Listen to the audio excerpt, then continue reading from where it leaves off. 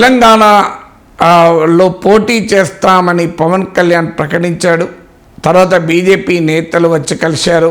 తర్వాత బీజేపీ జాతీయ నేతల్ని వెళ్ళి పవన్ కళ్యాణ్ కలిశాడు. తెలంగాణలో బీజేపీ జనసేన కలిసి పోటీ చేయాలని అమిత్ షా చెప్పినట్లుగా వార్తలు వచ్చాయి. అయితే కలిసి పోటీ చేయడానికి డెఫినేషన్ ఏంటో మనకు తెలియదు.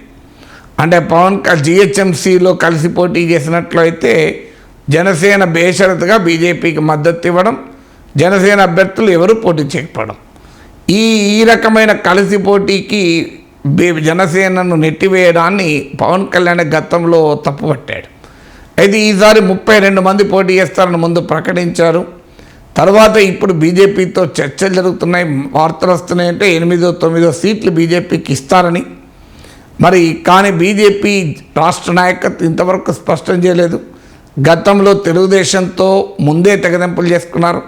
ఆంధ్రలో బీజేపీతో ఉన్న సమయంలోనే పవన్ కళ్యాణ్ తో పొత్తు అని 2018లో కూడా చర్చకు వచ్చిన జిహెచ్ఎంసీ ఎన్నికలప్పుడు చర్చకు వచ్చినప్పుడు బీజేపీ నాయకత్వం మాకెవరితో పొత్తుండో తెలంగాణలో స్పష్టంగా చెప్పారు. అందువల్ల నిజంగానే జనసేనకు సీట్లు ఇస్తారా అనేది స్టిల్ క్వశ్చన్ మార్క్గానే మిగిలింది. కానీ ఈ బీజేపీ జనసేన తెలంగాణలో కలిసి పని చేయాలనే చర్చలు ఎక్కడా టీడీపీ లేదు. మీకు ఇంట్రెస్టింగ్ ఏంటంటే ఆంధ్రప్రదేశ్లోనేమో బీజేపీని వదులుకోనైనా టీడీపీతో వెళ్ళటానికి పవన్ కళ్యాణ్ దాదాపు సిద్ధమయ్యాడు.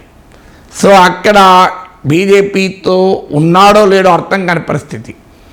తెలుగుదేశంతో కలవటానికి బీజేపీ సిద్ధపడకపోయినా పవన్ కళ్యాణ్ ఏకపక్షంగానే బీజేపీతో సంబంధం లేకుండా టీడీపీతో పొత్తు పెట్టుకోబోతున్నట్లు ప్రకటించారు. మరి ఆంధ్రప్రదేశ్లో అలా బీజేపీని వదులుకోనైనా టీడీపీతో కలవటానికి సిద్ధపడుతున్న పవన్ కళ్యాణ్ తెలంగాణలో బీజేపీతో జరుగుతున్న చర్చల్లో ఎక్కడా టీడీపీ ప్రస్తావన ఎందుకు తేవడం లేదు?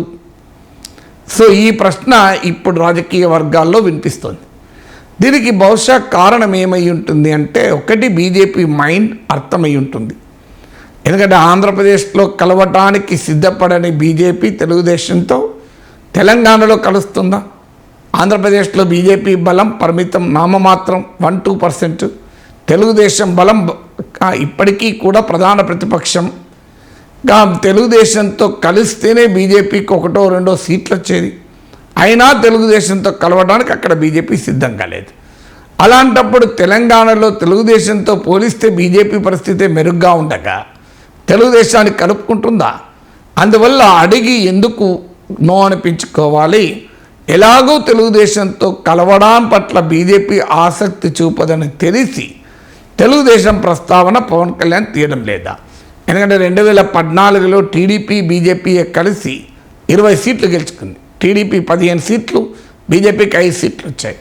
కానీ ఆంధ్రప్రదేశ్లో తెలుగుదేశంతో పొత్తున్న సమయంలోనే, టీడీపీ ఎన్డీఏలోనే ఉన్న సమయంలోనే బీజేపీ తెలంగాణలో టీడీపీతో తెగదెంపులు చేసుకుంది.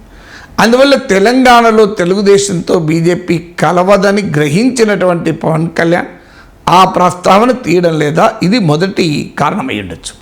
రెండవ కారణం ఏంటి అంటే, అసలు తెలుగుదేశం అవసరం జనసేనకు ఆంధ్రప్రదేశ్లో ఉంది, కానీ తెలంగాణలో జనసేనకు బీజేపీ అవసరం ఉంది, తెలుగుదేశం అవసరం లేదు. అందువల్ల బీజేపీ తెలుగుదేశంల మధ్య ఎంచుకోవాల్సి వస్తే ఆంధ్రప్రదేశ్లో తెలుగుదేశాన్నే జనసేన ఎంచుకుని తెలంగాణలో తెలుగుదేశం లేకపోయినా బీజేపీని ఎంచుకుంటే అక్కడ ఇక్కడ ప్రయోజనం ఉంటుంది. అంటే ఫర్ ఆల్ ప్రాక్టికల్ పర్పజెస్తో పవన్ కళ్యాణ్ ఆలోచిస్తున్నాడు. ఎక్కడ జనసేనకు ఎవరితో కలిస్తే ఉపయోగపడుతుందో గుర్తించి ఆంధ్రలో బీజేపీని వదులుకోనైనా తెలుగుదేశంతో కలుస్తున్నాడు, తెలంగాణలో తెలుగుదేశం వదులుకోనని బీజేపీతో కలుస్తున్నాడు. ఎందుకంటే అక్కడ ఆంధ్రప్రదేశ్లో తెలుగుదేశాన్ని వదిలేసి బీజేపీతో పోతే జనసేనకు మిగిలేది ఏమి లేదు. ఇది పవన్ కళ్యాణ్ కూడా చాలాసార్లు చెప్పాడు.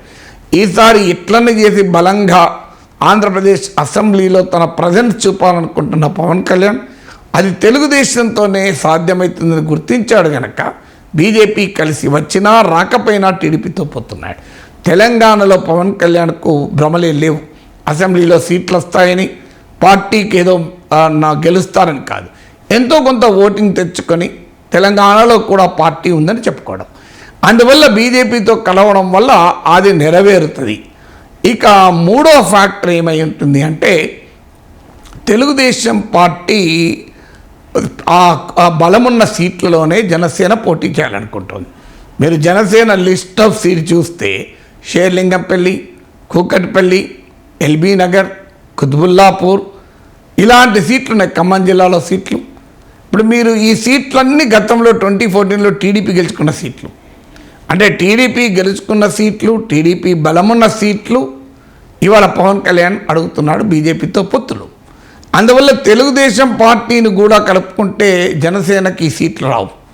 అందువల్ల ఈ సీట్లు బీజేపీతో కలిసి తాము తీసుకుంటే తెలుగుదేశంతో ఆంధ్రప్రదేశ్లో ఉన్న సంబంధాల రీత్యా తెలుగుదేశం అనుకూల ఓటర్లు కూడా తమకే ఓటు వేస్తారు కనుక ఆ రకంగా తెలుగుదేశం వల్ల బెనిఫిట్ పొందొచ్చు. పొత్తు లేకపోయినా బీజేపీతో పొత్తు వల్ల బెనిఫిట్ పొందొచ్చు. అందువల్ల తెలుగుదేశం రావడం వల్ల జనసేన తన సీట్లు తగ్గించుకునే అవకాశం ఉంటుంది. అది తనకు నష్టమవుతుంది అని మరి పవన్ కళ్యాణ్ ఎత్తుగడ వేస్తాడా అనేది మూడో అనుమానం. బట్ ఏదైనా ఆంధ్రలో తెలుగుదేశంతో కలిసి బీజేపీని కూడా వదులుకోవడానికి సిద్ధపడిన పవన్ కళ్యాణ్ తెలంగాణలో బీజేపీతో కలవటానికి తెలుగుదేశం వదులుకోవడానికి ఏదో ఒక బలమైన కారణమైతే ఉండి ఉంటుంది.